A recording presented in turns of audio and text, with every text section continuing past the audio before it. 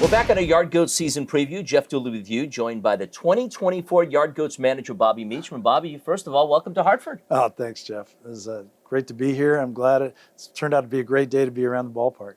Well, you've managed in the minor leagues, you've coached and played in the major leagues. What are you most excited about managing this upcoming season in Hartford? Yeah, two things. One, I heard Hartford's awesome, and the stadium I never got to see. I was managing against the Hartford team, but it wasn't quite in here yet when I was with the Fisher Cats. But I'm looking forward to doing it for the Yard Goats here in Hartford, and also I'm looking forward to just managing again. Period. I've been it's been 4 years, and since I managed last, and I'm looking forward to getting back in charge of some of these players and helping them get to where they need to be. Talk about your managing style. Wow. Man, I like to be aggressive. I tell players, basically, I'm going to make a lot of mistakes, so I want you to go ahead and push to the limits how good you can be. And you're going to make some mistakes, so don't worry about it, because I'm going to make plenty of them too. But together, as we become aggressive and stay aggressive and play hard, play the game the right way, we're going to get through these mistakes and be a better team for it and be better players for it. So hopefully I can push that across to these guys, get it across them. It's okay to make mistakes. It's okay to try to be the best they can be. In the meantime, when they make mistakes, it'll only lead to them becoming better players.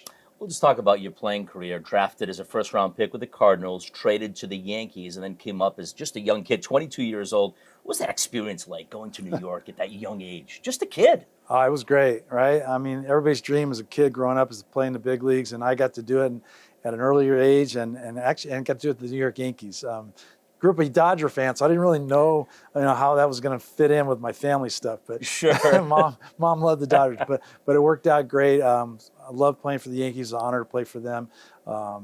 Dream come true to be a big leaguer and also to get to be a New York Yankees icing on the cake. What are some of the younger players that came up with you at that point? Well, Don Mattingly had just come up a little bit before I did. Everybody knows who that is. He was just another guy when I was with him. But Donnie Baseball began about maybe half a season before I got there. Dave Winfield was already there. He was a star, obviously, with the Yankees. Ricky Henderson came over about a year later. Ron Guidry had been there for years. Dave Righetti was just Rookie of the Year, maybe 3 or 4 years before that.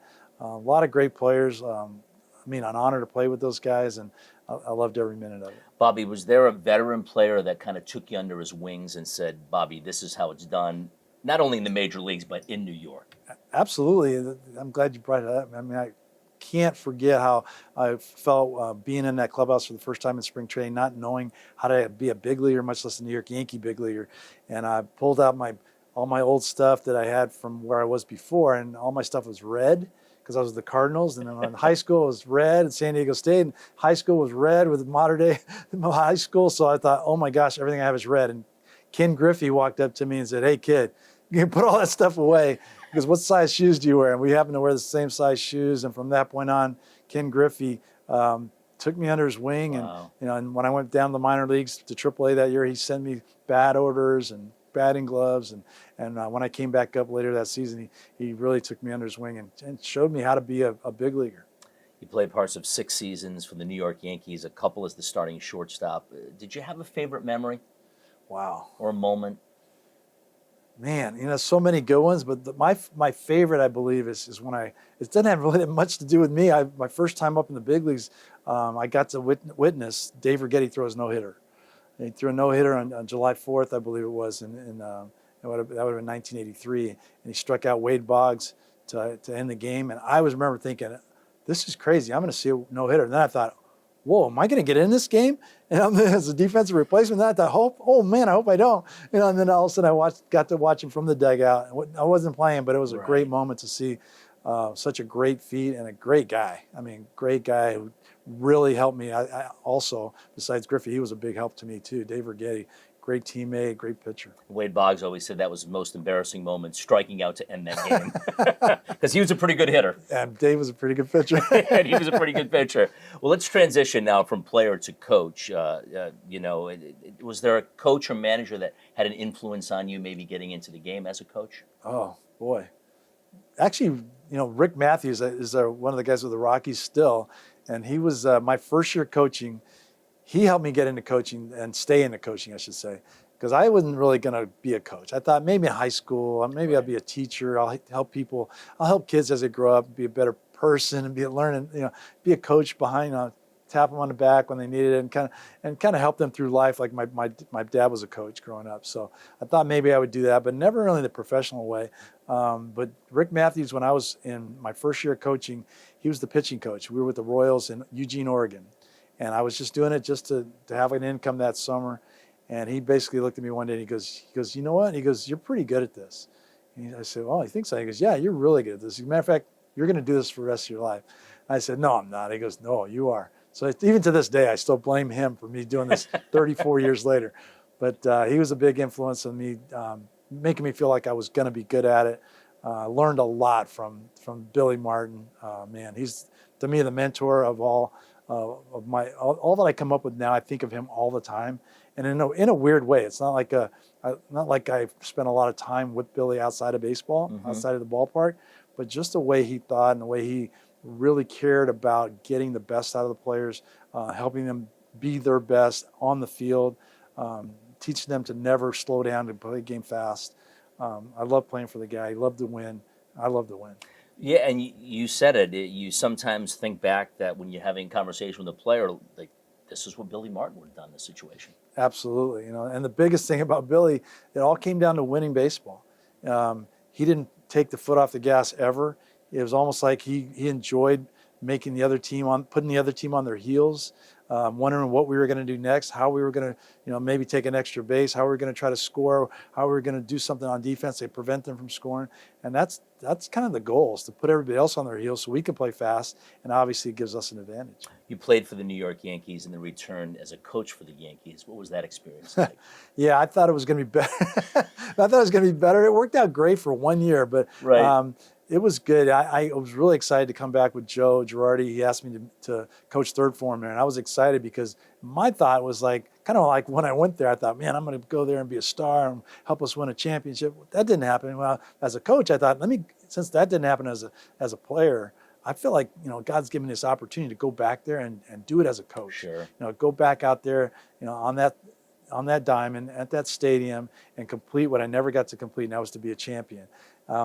Unfortunately, I only lasted there 1 year. It was a great year. I loved working with Jeter and Cano and Rodriguez and Giambi and those guys. I loved working with those guys, loved doing what I did, but only got to do it for 1 year.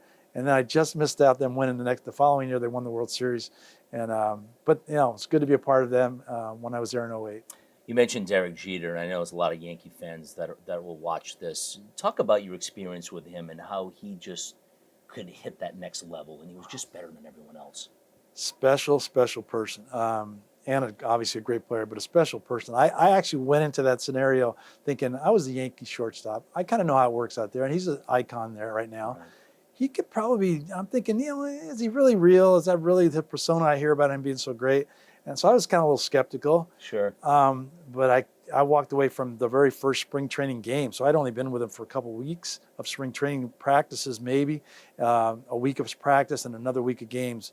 And I thought, this guy's special. He wants to be better. He's already great, and he wants to get better every day than he is right now. He was obviously a Hall of Fame bound already, but all he could do is ask me, how did I get better? I know I need to increase my range. What do I need to do?